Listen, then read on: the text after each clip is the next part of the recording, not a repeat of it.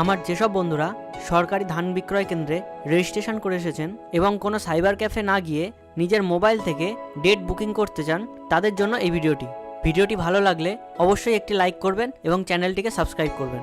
প্রথমে বন্ধুরা ePADI.wb.gov.in এই ওয়েবসাইটটি ওপেন করুন। ওয়েবসাইটটির লিঙ্ক আমি ডেসক্রিপশন বক্সে দিয়ে দেব।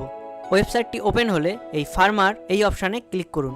এরপর এই schedule date to sell your paddy এই অপশানটিতে ক্লিক করুন।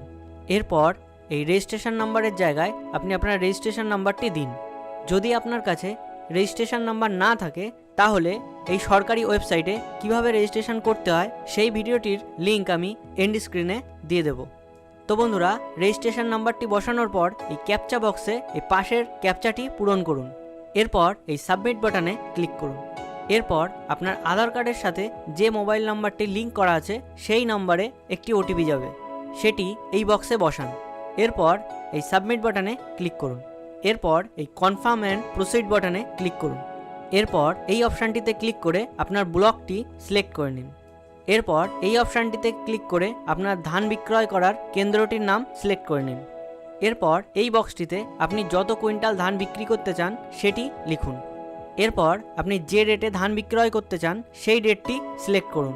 আরেকটি বিষয় অবশ্যই জেনে রাখুন, ক্যালেন্ডারে যে কটি ডেট ব্ল্যাক কালারের হয়ে আছে সেই ডেটগুলি আপনি সিলেক্ট করতে পারবেন না।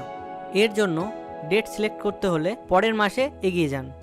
এরপর দেখতে পাবেন কয়েকটি বক্স রেড কালারের হয়ে আছে, তার মানে ওই ডেটগুলিতে ধান ক্রয়ের লিস্ট সম্পূর্ণ হয়ে গেছে। এরপর সাদা কালারের যে কোনো একটি ডেট আপনি সিলেক্ট করে নিন। এরপর সাবমিট বাটনে ক্লিক করুন।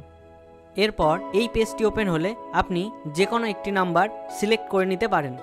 নাম্বারটি সিলেক্ট করার আগে একবার এই ওপরের লিস্টটি দেখে নেবেন, কারণ এখানে লেখা আছে কোন নাম্বারে কটা থেকে কটা পর্যন্ত টাইম আছে। এরপর নাম্বারটি সিলেক্ট করার পর সাবমিট বাটনে আবার ক্লিক করুন। তাহলেই আপনার ডেট বুকিংটি সম্পন্ন হবে এবং এই রিসিপ্টটি শো করবে। এরপর এই রিসিপ্টটি ডাউনলোড করে নিন এবং প্রিন্ট করে নিন। বন্ধুরা, ভিডিওটি কেমন লাগলো অবশ্যই কমেন্ট করে জানাবেন এবং আপনাদের মনে কোনো প্রশ্ন থাকলে সেটিও কমেন্টে জানাবেন। ধন্যবাদ। বন্দে মাতরম।